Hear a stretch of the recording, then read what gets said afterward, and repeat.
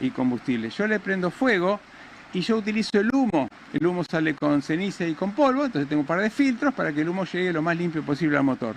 Ese proceso dura 5 minutos, o sea, comparado con un biodigestor que tarda semanas en producir un gas combustible, lo mío a los 5 minutos yo ya estoy saliendo a la calle.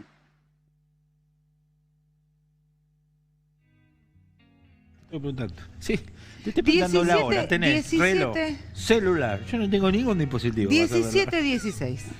17:16. Decí que me preguntaste un minuto antes de las 17:17. Mirá qué bueno hubiera sido. Qué bueno hubiera sido, como lo del auto, el auto basura. Muy interesante. ¿Viste? No es, bueno, si bien podemos definir un prototipo, Cómodo, lo único. no es lo más No. cómodo, no es para salir a pasear al centro, porque si tenés que estacionar, pero vamos a preguntarle a un especialista en la materia, un ambientalista, que es Hernán Nadal, que está aquí con nosotros, y le agradecemos que venga y le damos un fuerte aplauso, que está en los estudios de Patagonia en Vivo. Bienvenido. ¿Esto está bien? ¿Es bueno para el ambiente realmente? ¿Es sustentable para el ambiente? Me parece que lo que vos decías es muy importante. Es un prototipo. Están testeando una nueva forma de hacer las cosas que en realidad es una tecnología que viene de hace mucho. Ya se utilizó entre la Primera y la Segunda Guerra Mundial mucho en Europa, frente a la falta de combustibles.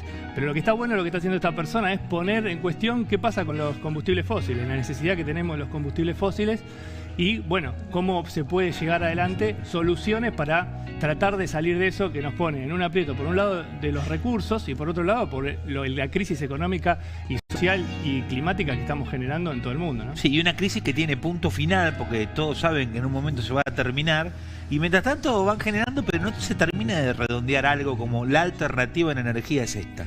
No, pero se están dando muchos avances en distintas partes del mundo. En Europa, por ejemplo, ya se está avanzando para ponerle un fin a los motores de combustión. Nosotros, desde nuestra agencia, yo trabajo en una agencia que se llama Late Creative, y trabajamos con muchas organizaciones y, por ejemplo, en Europa se impulsó para que el 2030 sea el punto final para que los motores de combustión terminen. Fiat ya anunció que a partir del 2035 va a dejar de producir autos con motores a combustión. Vos en Europa vas a cualquier lugar de Roma, París, qué sé yo, a cualquier lugar de Italia, Francia, tenés estaciones para cargar, o sea, en el cordón de la vereda tenés enchufe para poder cargar los autos o para poder cargar los monopatines que ahora se están empezando a ver acá. Pero a nosotros nos faltan años luz para eso. Bueno, pero las tecnologías que se decían en esos lugares van a ser las que después van a llegar a las otras partes del mundo. Pero pensá que estamos hablando del 2030, nosotros estamos en el 2022. Sí, bueno, también hay que ver dónde se dan las decisiones sobre cuáles son las pautas de producción. Entonces, qué tipo de autos van a ser al futuro y qué tipo de movilidad, porque otra de las cosas que, como bien decías vos, en Europa hay muchas cuestiones que tienen que ver con la movilidad más sustentable que las que tenemos nosotros. Obviamente es otra distribución de las ciudades y cómo están diseñadas, pero hacia eso tenemos que tender. Los aviones ya están trabajando para dentro de 10 años poder funcionar, por ejemplo, a hidrógeno. Boeing presentó un prototipo de avión para funcionar a hidrógeno. Entonces, toda la discusión alrededor de la movilidad sustentable es algo que se está dando en todas las partes del mundo, y en Argentina también se está dando a niveles mucho más limitados por ahí que en otros lugares, pero se está dando. O con mucho anuncio, como el hidrógeno verde en Río Negro, que está causando una gran conmoción productiva, ¿no? Sí, sí, obviamente. Eso hay que ver cómo se concreta, pero son todos desarrollos que pueden ser interesantes. Y la Patagonia, por sobre todo, tiene la potencialidad de convertir al país en una potencia eólica en todo el mundo, y eso está siendo totalmente desaprovechado. Recién hay algunos... ¿Por qué, Hernán? ¿Por qué no terminan de darle el clic a lo eólico?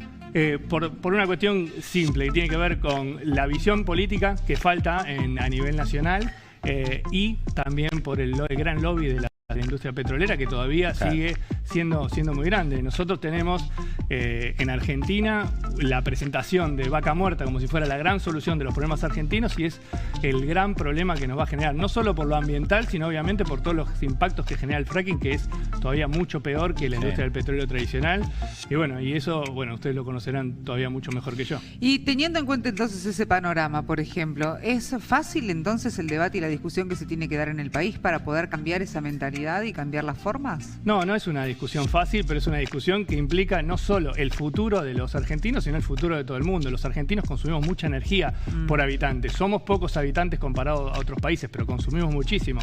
Y eso también tiene que ver con discusiones difíciles, como por ejemplo el subsidio. ¿A dónde van las inversiones, ¿no? Se discute mucho por ahí el subsidio hacia las personas, pero no discutimos los grandes subsidios de miles de millones de dólares que se dan a los combustibles fósiles, ¿no? Que las facilidades que se le dieron a empresas transnacionales que vayan, por ejemplo, a Vaca Muerta, sin ningún límite de los que tienen por ahí otras empresas, otros ciudadanos, con el tema de, por ejemplo, extraer los dólares del país. Claro. Bueno, vamos a ver cuándo dejaremos de llamar estaciones de servicio y sean multiservicios las estaciones. No sé, a mí ojalá Ahí le metemos sea un rápido, hidrógeno, pero... un enchufe.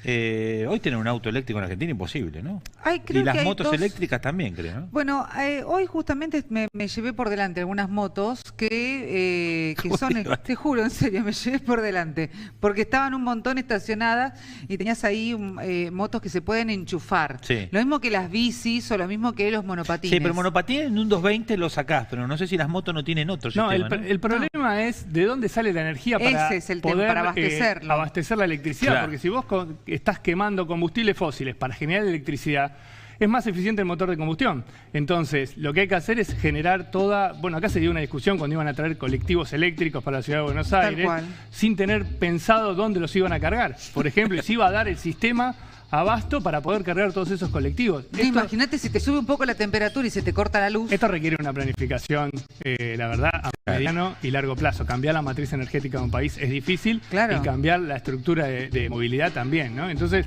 pensar otro tipo de soluciones. Estamos terminando con la pandemia, con lo cual todo lo que tiene que ver con transporte público hay que promoverlo. Nosotros vemos, por ejemplo, nuestras autopistas llenas de autos con una persona, digamos. Eso es irracional el consumo de energía. Entonces, no solamente de dónde viene la fuente, sino cómo utilizamos la energía de una Lo que forma pasa es que racional. también, bueno, ahí podríamos estar hablando, por ejemplo, que en la autopista podría haber un auto con 4 personas o con 5, según lo que te dé el cinturón de seguridad, diríamos, o la comodidad del vehículo, en la autopista, pero también tendrían que tener aquellas ciudades que se comunican con ese sistema un estacionamiento cerca como para que, o un servicio de transporte público como para que entonces el automovilista tenga la posibilidad de ingresar a la ciudad en otra cosa que no sea en el auto, ¿no? Eso que vos decís tiene mucha más razonabilidad. Si vas a utilizar un motor, por ejemplo, de combustión para llevar un auto, que si vos lo distribuís entre más cantidad de personas que llevas, además son menos tiempo, el auto está menos tiempo parado, menos tiempo consumiendo combustible, Sí. con lo cual la huella por persona, la huella de carbono, baja. Y después ir a soluciones más sustentables, obviamente. Transportar 10.000 personas en auto o 10.000 personas en tren es totalmente diferente. Hay que invertir en transportes públicos que sean de calidad para que las personas puedan elegir ir en transporte público en vez de utilizar el auto particular, ¿no? Y las que tienen la posibilidad de elegir, y las que no, que puedan utilizarlo de una manera que sea buena para su día a día. De tu agencia, Hernán, que hacen todo un relevamiento de estas cuestiones y están con el estudio de las nuevas medidas de energía. Trabajamos muchísimo con organizaciones de todo tipo, muchas organizaciones ambientales, ayudándolos a comunicar estos temas, porque muchos temas son complejos y muchas veces las personas que trabajan en las organizaciones sociales tienen un lenguaje propio que hace que sea muy difícil que las personas comunes puedan conocerlos, y estamos ayudándolos en ese tema. Y después en el desarrollo de fondos, porque para la Argentina las organizaciones sociales tienen un desafío muy grande en lo que tiene que ver con conseguir fondos, y bueno, más en el medio de una crisis económica como la que generó la pandemia en todo el mundo, ¿no?